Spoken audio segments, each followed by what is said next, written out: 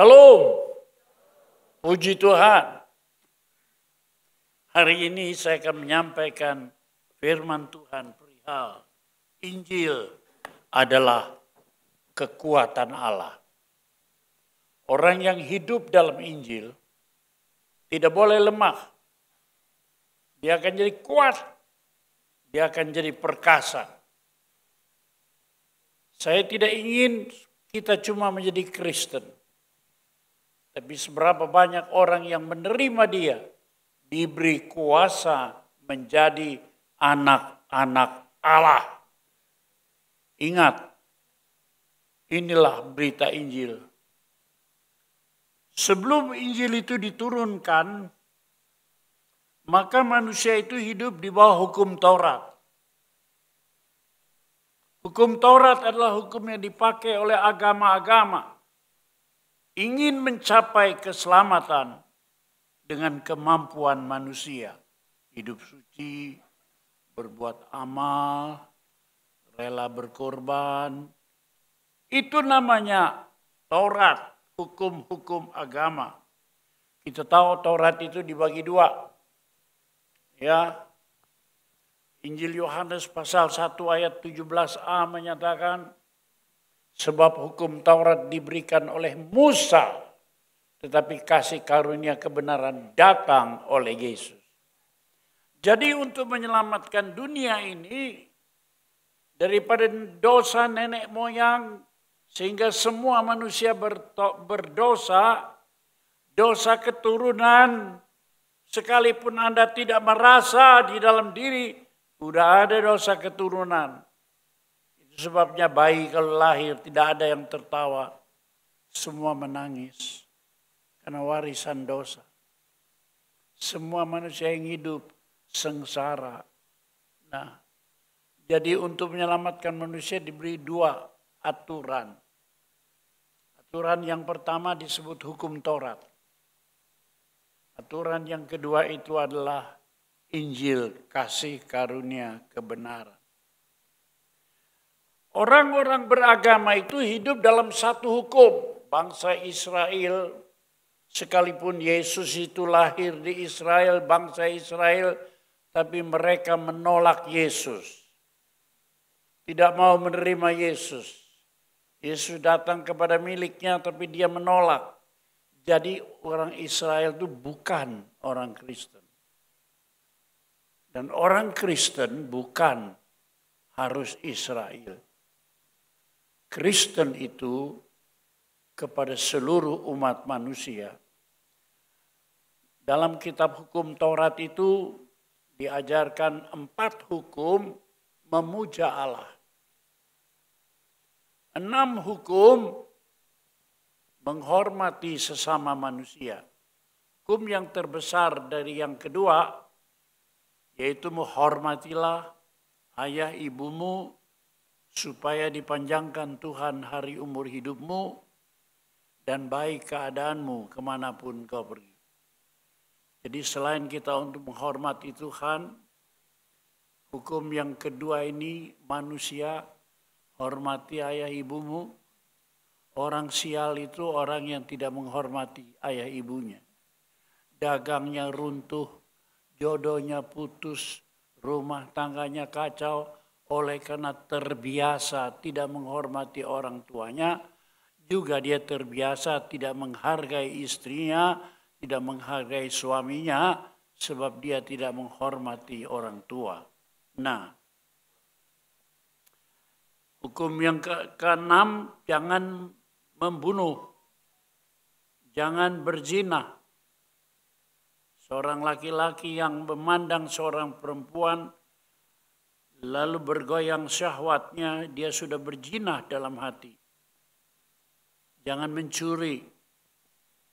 Mungkin tidak mencuri jadi pencuri, tapi mencuri kertas, stencil, kertas komputer, mencuri alat-alat kantor, sebagainya. Itu mencuri yang kecil, besok menjadi besar.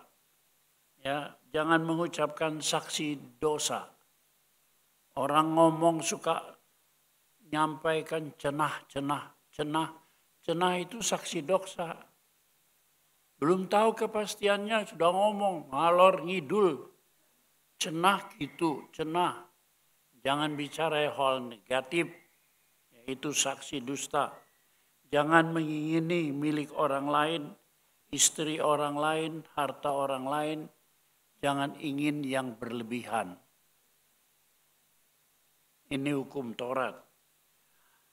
Dan hukum Taurat ini sudah sekalian, Roma pasal 3 itu datang pengenalan akan dosa.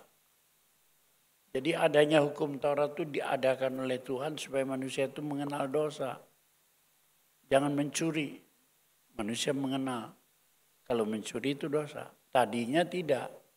Membunuh nggak ada aturan. Boleh saja. Sebab tidak ada hukum.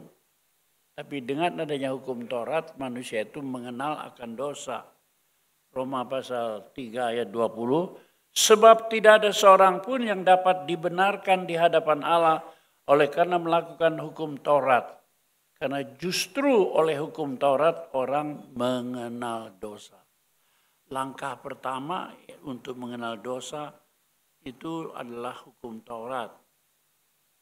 Nah, orang yang tidak memenuhi hukum Taurat, melanggar hukum Taurat, maka orang itu sudah mengalami akibat hukuman dari Tuhan. Bahkan kematian kekal. Nah, itu sebabnya sudah sekalian Roma 6 ayat 23, upah dosa adalah maut. Maut itu baik kematian secara tubuh jasmani, memisahkan jiwa dan roh, memisahkan jiwa dan tubuh, tetapi juga maut itu berarti memisahkan roh manusia daripada roh Allah, sehingga terhukum kekal di sana. Nah, sekarang sudah sekalian, Injil kasih karunia dan kebenaran datang oleh Yesus. Injil itu suatu kekuatan Allah. Apa Injil itu, sudah sekalian? Injil itu adalah kabar sukacita. Injil itu sendiri artinya kabar sukacita. Tentang apa? Tentang Yesus juru selamat. Supaya manusia tidak hidup lagi di bawah Taurat. Tapi hidup di bawah iman. Percaya kepada Tuhan Yesus. Maka engkau diselamatkan, engkau dibenarkan. Bukan karena engkau benar. Tapi engkau dibenarkan. Karena datang kepada Yesus Tuhan. Dulu waktu saya masih kanak-kanak dan remaja. Suka berkelahi. Kalau saya berkelahi dipukul sama rotan oleh papa atau mama. Tapi kalau saya sudah dipukul dengan rotan, saya berteriak, "Mama ampun, papa ampun." Rotan itu tidak bisa turun karena kita dibenarkan. Minta ampun itu dibenarkan. Kita percaya Yesus, kita dibenarkan. Sebab itu ayat mengatakan upah dosa ialah maut. Tetapi karunia Allah ialah hidup yang kekal. Pilih dosa terus. Coba beragama pakai Taurat. Tidak ada seorang yang bisa memenuhi hukum agama. Sebab tubuh manusia ini, pikiran manusia diliputi oleh dosa. Hanya Allah yang tahu dan dirimu sendiri tahu. Manusia tidak boleh munafik. Banyak sekali dosa yang tersembunyi di dalam hidupnya masing-masing. Tapi Injil kasih karunia Allah datang oleh Yesus. Nah, kita baca Roma pasal 3 ayat 23. Karena semua orang telah berbuat dosa dan kehilangan kemuliaan Allah. Pada waktu Allah menciptakan manusia, manusia itu lengkap, ada roh, ada jiwa, ada tubuh. Tapi ketika manusia berdosa, rohnya putus hubungan dengan Allah. Tidak memiliki kemampuan untuk berseru kepada Tuhan. Buta rohaninya, tidak mengenal Tuhan. Hidupnya sembarangan, menurutkan daging yang cuma memikirkan keduniawian. Itu akibat dosa. Yang masih ada adalah jiwanya. Jiwanya menuntun supaya hidup di dunia ini bisa cari makan, menikmati kesenangan-kesenangan tubuh. Jiwa ini untuk tubuh. Tapi roh ini menundukkan jiwa, menundukkan tubuh bagi Allah. Tubuh kita hawa nafsu segala macam. Kalau kita mengenal Tuhan, kita tundukkan. Ya, Injil itu kuasa Allah, kita bisa menundukkan hawa nafsu. Orang-orang yang tidak bisa menundukkan hawa nafsunya itu orang rial, liar. Mereka belum mengenal kuasa Allah. Mereka belum menjadi orang Kristen sejati. Atau mereka belum menjadi anak Allah yang membawa kuasa. Tapi hanya pakai pikiran manusia. Tapi sekarang kalau kita mendengar Injil itu kuasa Allah. Ya, yang memberi kita karunia untuk hidup kekal. Sebab itu Yohanes 1 ayat 17 bagian kedua dikatakan, sebab hukum Taurat diberikan oleh Musa, tetapi kasih karunia. Perhatikan kasih yang dikaruniakan kepadamu. Bukan karena engkau baik, Allah mengasihimu, tapi kasih karunia. Kasih karunia itu bahasa Indonesia yang lain adalah anugerah. Anugerah itu artinya sesuatu yang diberikan oleh seorang yang sangat besar, mulia. Lalu dia menundukkan dirinya, melihat kepada orang sangat kecil dan hina. Tapi si besar ini menundukkan dirinya demi si miskin, si melarat itu. Itu artinya anugerah. Tidak pantas kita menerimanya. Tapi dia memberi kepada kita. Kasih karunia dan kebenaran datang oleh Yesus. Itu sebabnya Injil itu adalah kekuatan Allah. Sebab di dalam Injil itu diceritakan adalah Yesus. Dan Yesus itu adalah Allah yang menjadi manusia. Jadi kalau kita menyaksikan tentang Injil, di dalamnya ada Yesus, Allah yang menjadi manusia. Dan di dalam Allah yang menjadi manusia itu ada kekuatan yang dahsyat. Makanya saya sejak dulu umur 16 tahun sampai hari ini tidak pernah lemah rohnya. Badan saya bisa lemah, kaki saya bisa lemah, tapi roh saya tidak akan lemah. Roh itu lemah kalau ditinggalkan oleh Tuhan seperti ditinggalkan oleh Tuhan kepada Raja Saul. Sehingga Saul itu mati, bunuh diri lagi. Tapi kalau Daud itu melekat, maka saudara hidup kita itu penuh dengan kasih karunia dan kebenaran. Nah, jadi itu kita lihat ya, Roma pasal 3 ayat 23 sampai 25. Karena semua orang telah berbuat dosa dan kehilangan kemuliaan Allah. Roh Allah hilang daripada kita. Kita menjadi manusia daging. Tidak lagi manusia roh. Makanya sukanya dunia saja. Cari duit saja. Heran saya. Kasih karunia kebenaran datang oleh Yesus Kristus. 24 dan oleh kasih karunia telah dibenarkan dengan cuma-cuma karena penebusan dalam Kristus Yesus. Saudara bukan orang yang benar. Tapi kita ini dianggap benar. Dibenarkan. Oleh karena di dalam Kristus kita ditebus dosa kita. Diampuni dosa kita. 25 ya. Kristus Yesus telah ditentukan Allah menjadi jalan pendamaian. Karena iman dalam darahnya. Jadi ada ketentuan syarat dari Tuhan. Siapa yang percaya akan Yesus, dia telah menjadi jalan pendamaian antara kita dengan Allah. Kita ini sudah kan pemberontak.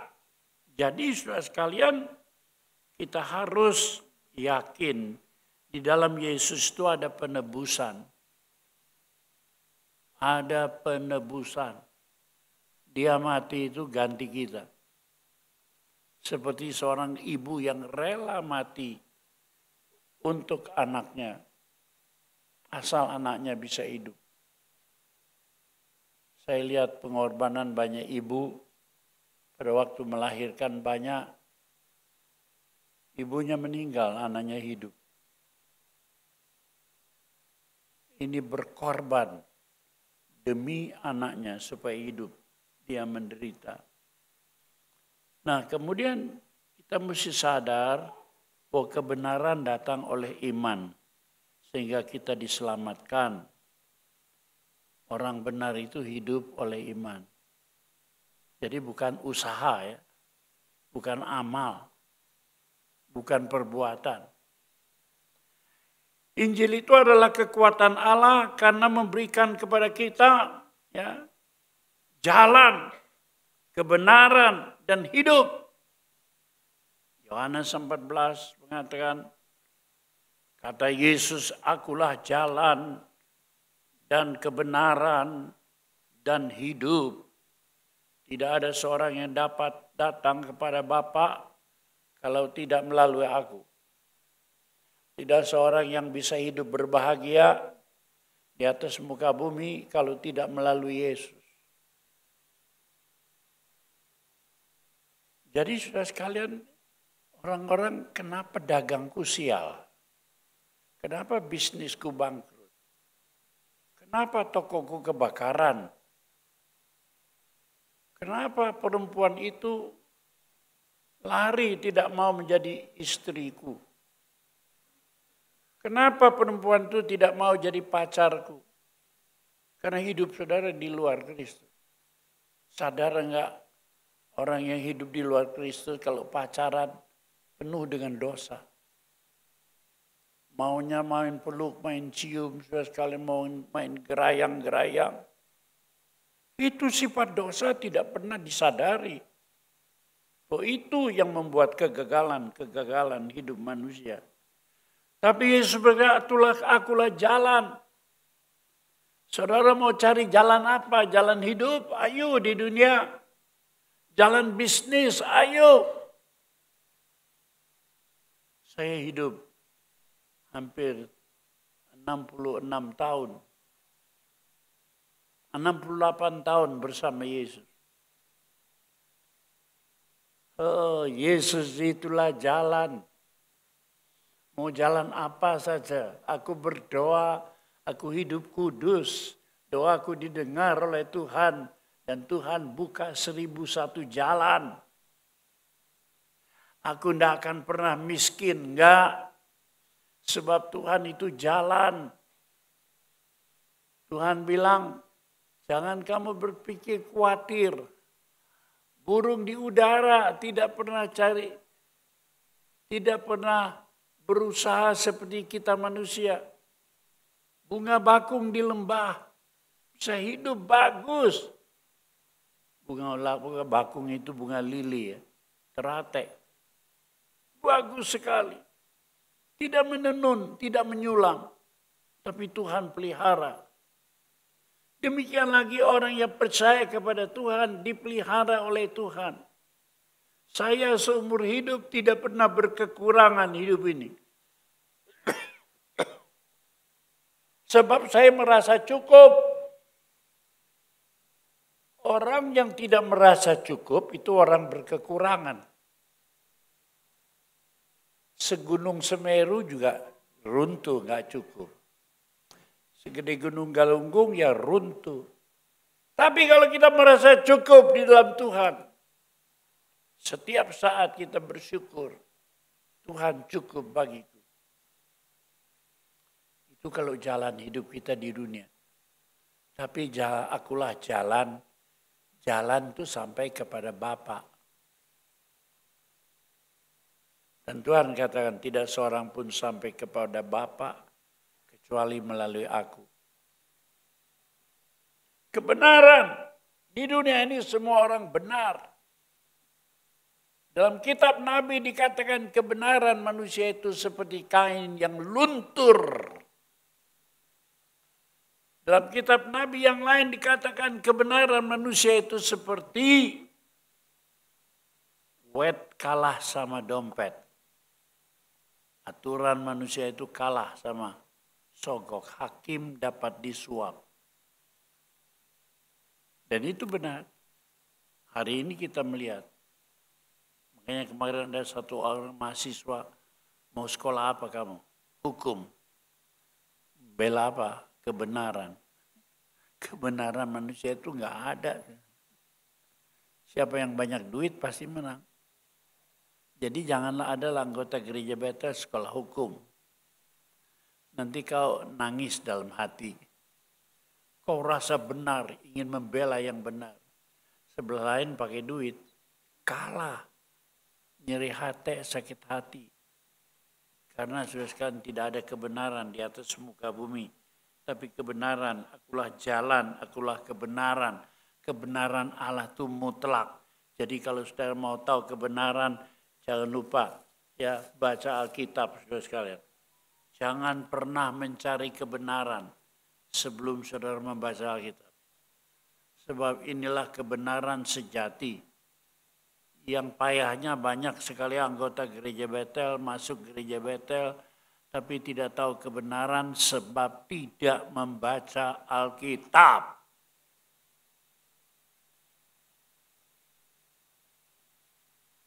Saya sudah memberikan petunjuk waktu yang lalu, belajar betul-betul membaca Alkitab. Malam hari baca 3 kitab, Mazmur, Amsal, dan Pengkhotbah. Habis Mazmur baru Amsal, habis Amsal baru Pengkhotbah. Siapa yang menurut nasihat saya akan bertemu dengan saya di pintu surga.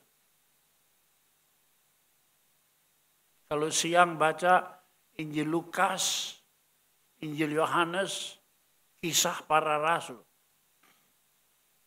3 Kenapa Injil Lukas melukiskan Yesus itu anak manusia betul, lahir di Bethlehem, anak Yusuf dan Maria secara manusiawi. Kemanusiaannya Lukas. Lalu Yohanes keilahiannya. Pada mulanya adalah firman.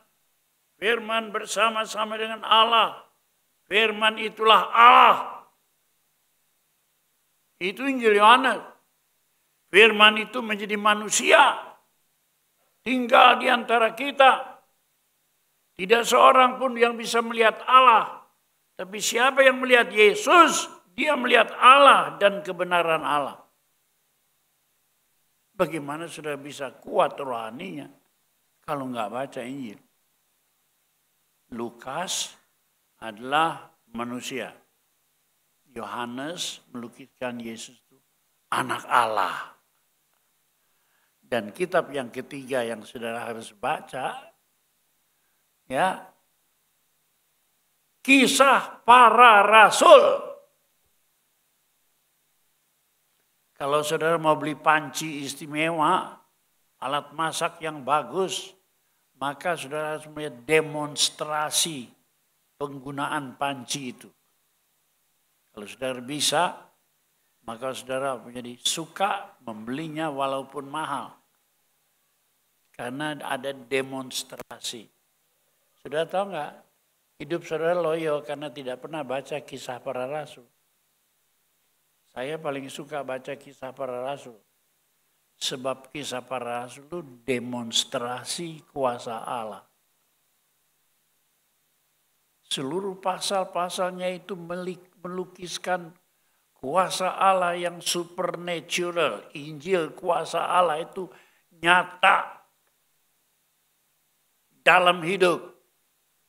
Sebab kalau itu nyata dalam hidup Rasul, dia juga nyata dalam hidup saya. Seperti rasul-rasul penuh kuasa Injil, kuasa Allah, saya juga akan menerima kuasa kemenangan Injil itu. Wah, luar biasa. Injil itu kekuatan Allah. Karena memberikan kepada kita jalan, kebenaran, dan hidup. Kalau kita hidup menurut kebenaran. Yohanes 17 ayat 17, firman Allah itulah kebenaran. Jadi saudara cari benar-benar di dunia ini semua orang suka beradu, argumentasi, bertengkar, cari jalan yang benar. Padahal kebenaran itu hanya ada dalam Alkitab atau firman Allah itulah kebenaran. Tidak ada lain saudara sekalian selain di dalam Injil. Itu sebabnya Injil disebut kekuatan Allah.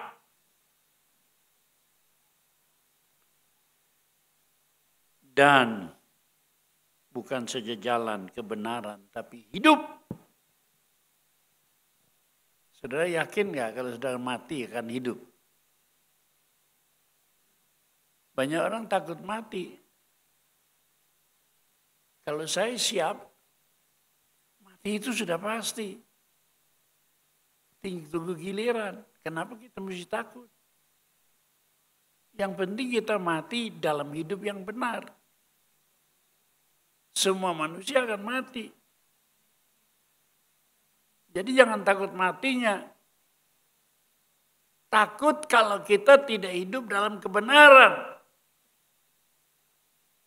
Makanya saya nggak ada takutnya itu. Karena berserah penuh.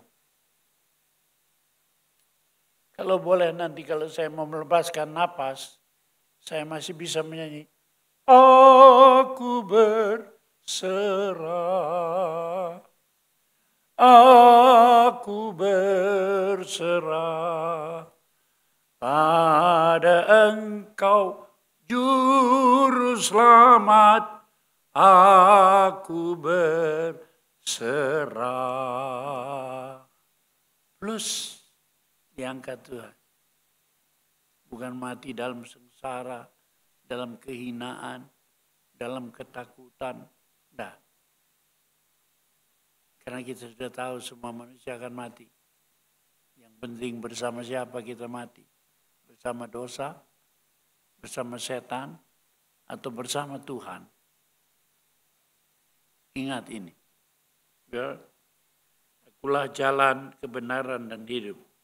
Seorang pun tidak sampai kepada Bapa kecuali melalui aku. Injil adalah kekuatan Allah yang maha dahsyat. Sebab di balik Injil itu ada Allah sendiri yang menyatakan dirinya dalam Yesus Kristus yang rela menebus dosa kita, memikul dosa kita supaya kita sungguh-sungguh diselamatkan olehnya.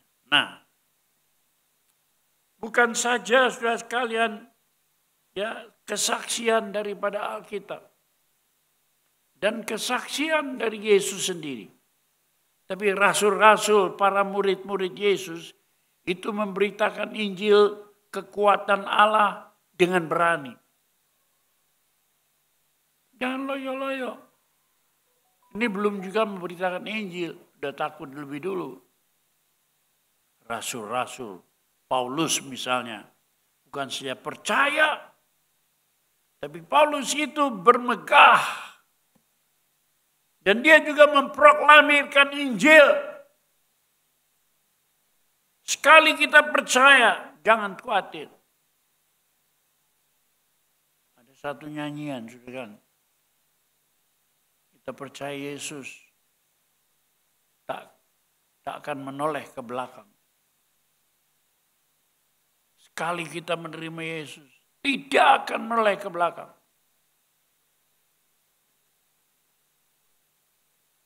Mengiring Yesus keputusanku. Mengiring Yesus keputusanku. Mengiring Yesus keputusanku. Ku tak ingkar, ku tak ingkar.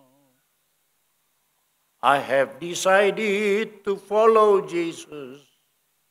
Aku udah ambil keputusan untuk mengikut Yesus. I have decided to follow Jesus. I have decided to follow Jesus. No turning back, no turning back. Tidak akan menoleh ke belakang. Sebab Injil itu adalah kuasa Allah. Roma pasal 1 ayat 16 dan 17 mengatakan demikian. Sebab aku mempunyai keyakinan yang kokoh dalam Injil. Karena Injil adalah kekuatan Allah yang menyelamatkan setiap orang yang percaya. Jadi ada satu kekuatan di dalam Injil. Sebab dalam Injil berita sukacita itu ada kekuatan yang menyelamatkan oleh Yesus Kristus Tuhan kita. Sebab Yesus itu adalah Allah yang menjadi manusia. Allah itu menyelamatkan, mewujudkan diri dalam Yesus. Dan Yesus itu memberikan Injil. Kitab-kitab itu diberikan pada kita. Sudah itu Allah itu memberikan Roh Kudus di dalam Injil itu. Di dalam kehidupan orang yang percaya Injil. Wah, luar biasa. Saudara-saudara, Injil itu kuasa Allah. Sebab di dalamnya nyata kebenaran Allah. Beratus-ratus tahun, beribu-ribu tahun, hampir 2000 tahun Injil tidak pernah bisa dikalahkan. Sebab kebenarannya itu ditantang di sana sini, tetap berdiri teguh. Luar biasa. Sebab Injil Lukas pasal 24 ayat 46 sampai 47 dikatakan, ada tertulis demikian, Mesias harus menderita dan bangkit dari antara orang mati pada hari ketiga. Dan lagi dalam namanya berita tentang pertobatan dan pengampunan dosa harus disampaikan kepada semua bangsa mulai dari Yerusalem. Harus tersebar. Ya, jadi orang Kristen itu adalah bersalah kalau cuma masuk gereja, dengar firman Allah, minta didoakan atau berdoa sendiri. Kita harus kuat. Injil itu kuasa Allah. Ceritakan dalam isi rumahmu. Sudah tahu enggak kenapa orang Kristen itu papanya tidak mau kenal Tuhan, mamanya tidak mau kenal Tuhan. Sebab tidak melihat garam dan terang Injil itu di dalam hidup anak-anaknya. Minta ampun sama Tuhan. Pemuda-pemudi, kalau hidupmu terang, papa mama pasti bertobat. Selamatkan ayahmu. Selamatkan ibumu. Selamatkan keluargamu. Jangan biarkan mereka itu berjalan ke dalam neraka. Tapi Injil itu harus bisa dibaca di dalam hidup kita. Hidup kita itu berbicara Injil. Akulah garam dunia. Akulah terang dunia. Supaya orang semua bertobat. Yohanes 1 ayat 29. Lihatlah domba Allah yang mengangkut dosa isi dunia. Itu sebabnya maka Injil itu kekuatan Allah. Orang benar akan hidup bukan karena amal perbuatan atau kurban. Tetapi sesuai dengan Efesus pasal 2 ayat 8 dan 9. Di situ dinyatakan sebab karena kasih karunia. Karena anugerah Allah kamu diselamatkan oleh iman. Bukan hasil usahamu. Bukan hasil amalmu, bukan. Tetapi pemberian Allah itu bukan hasil pekerjaanmu. Jangan ada orang yang menyombongkan diri. Kasih karunia yang menyelamatkan kita oleh iman. Bukan hasil usaha, bukan amal perbuatan. Bukan pekerjaanmu. Jangan ada orang yang menyombongkan diri. Nah, di sini kita lihat rasul-rasul Petrus dan Yohanes diikuti oleh yang lain-lain bersaksi. Ya. Bersaksi. Kisah Rasul 4 ayat 12. Dengan berani hati. Tidak takut karena ada Roh Kudus. Dia bersaksi begini. Dan keselamatan tidak ada dalam siapapun juga. Selain di dalam Dia, Yesus. Sebab di bawah kolong langit tidak ada nama lain yang diberikan kepada manusia yang olehnya kita dapat diselamatkan. Kisah Rasul 4 ayat 29. Ya. Mereka itu berdoa dengan berani. 4 ayat 29. Dan sekarang ya Tuhan, lihatlah bagaimana mereka mengancam kami. Berikanlah kepada kami, kepada hamba-hambamu ini, keberanian untuk memberitakan firman-Mu. Beri keberanian. Diancam bukannya takut. Malah berdoa supaya Tuhan memberi keberanian kepada kita. Untuk memberitakan firman. Bukan saja doa untuk dikuatkan, tapi ulurkan tanganmu untuk menyembuhkan orang-orang sakit. Jangan ada orang Kristen pulang dari rumah orang sakit kalau belum berdoa. Siapa yang temanmu, sahabatmu, keluargamu sakit, dalam nama Yesus, Tuhan sembuhkan. Meskipun satu kalimat, tapi dengan iman. Berdoa untuk orang sakit, orang lemah. Ya. Adakan tanda-tanda dan mujizat oleh nama Yesus. Yesus tidak berubah dulu, sekarang, sampai selama-lamanya. Yang berubah imanmu. Tapi kalau imanmu penuh, sebesar biji sawi, tapi hidup. Kau boleh berkata kepada gunung, pindah. Gunungnya pindah. Pencobaan yang besar, sebesar gunung pun pindah. Oleh nama Yesus, hamba-Mu yang kudus. Luar biasa. Ditantang orang malah mendoakan. Lihat mereka semua memusuhi. Beri kami keberanian. Ulurkan tangan menyembuhkan orang sakit. Ayat 31, coba lihat. Dan ketika mereka sedang berdoa, goyanglah tempat mereka berkumpul itu. Dan mereka semua penuh dengan Roh Kudus. Lalu mereka memberitakan firman Tuhan, firman Allah dengan berani. Jangan takut mati, mati cuma sekali. Besok mati, sekarang mati. Enggak perlu takut. Yang penting mati bersama siapa? Bersama Yesus. Kalau sudah pikirannya begitu, maka saudara tidak akan mati-mati.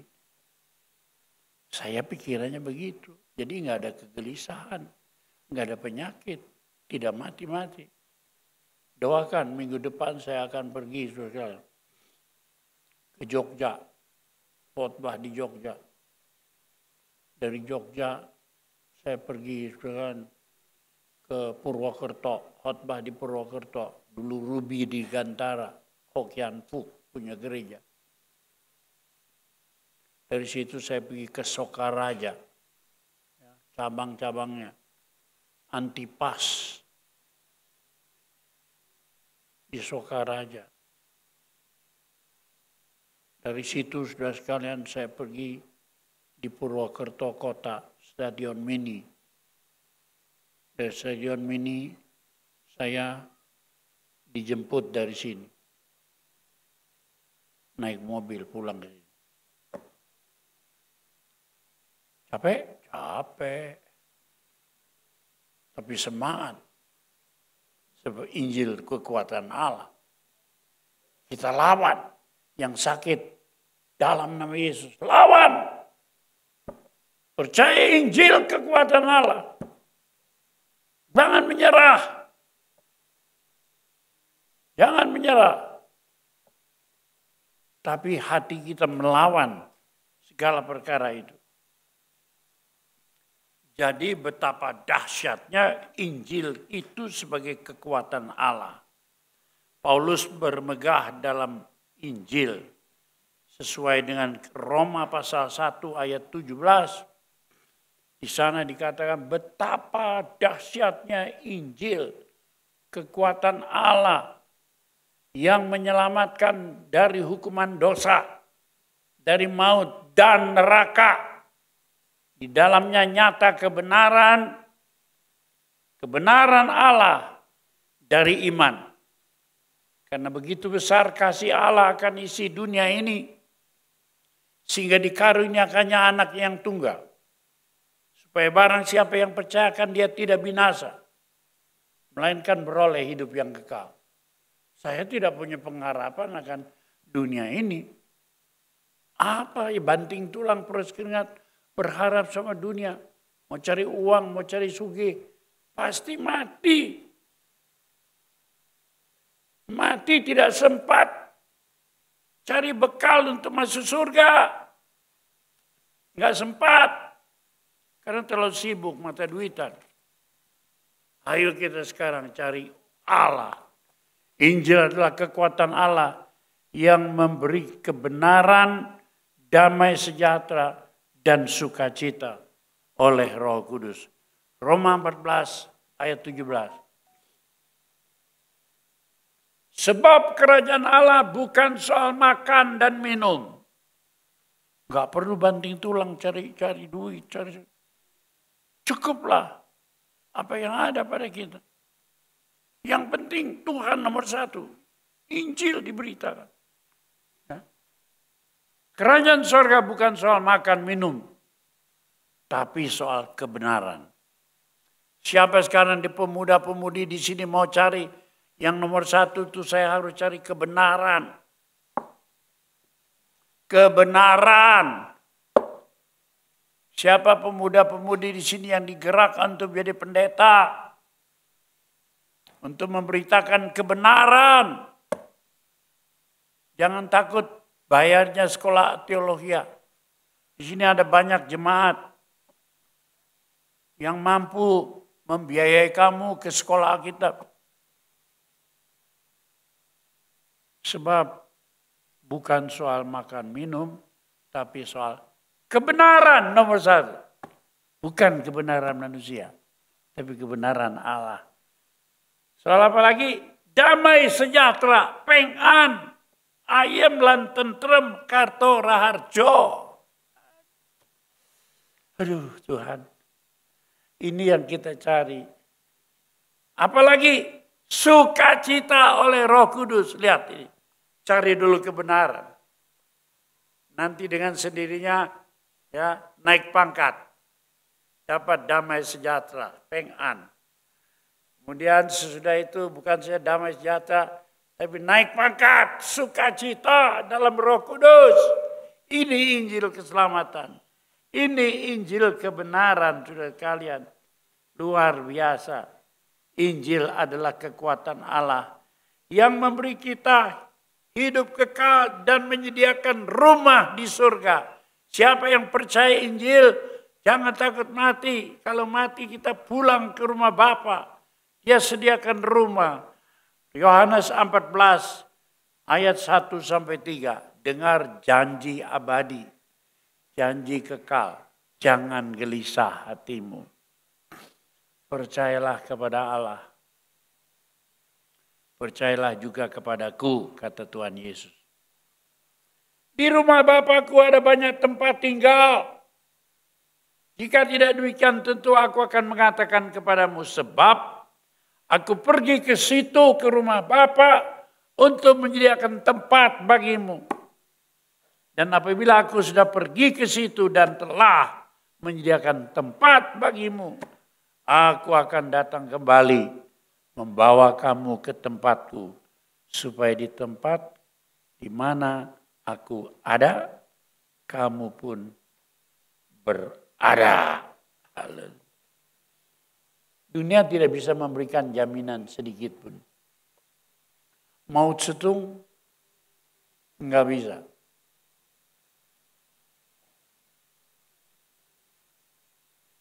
Presiden yang kuat sesudah Mao Zedong siapa itu? Sekarang diusir sama si Xi Jinping. Dipecundang karena dia mau naik jabatan 3 kali. Coba. Presiden yang hebat diusir, ditendang karena Xi Jinping. Dia tidak takut akan Allah karena komunis. Tapi ingat, apa yang ditanam orang akan dituai. Nanti besok ada pembalasan atasnya. Curang. Tapi saudara sekalian, kita sekalian percaya. Kita menanamkan yang baik, kita menanamkan iman. Kita disediakan rumah di sorga. Itu sebabnya kita berbakti dengan setia.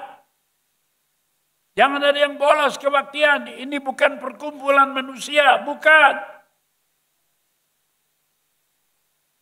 Kita beribadat, kita berdoa, kita bersyukur.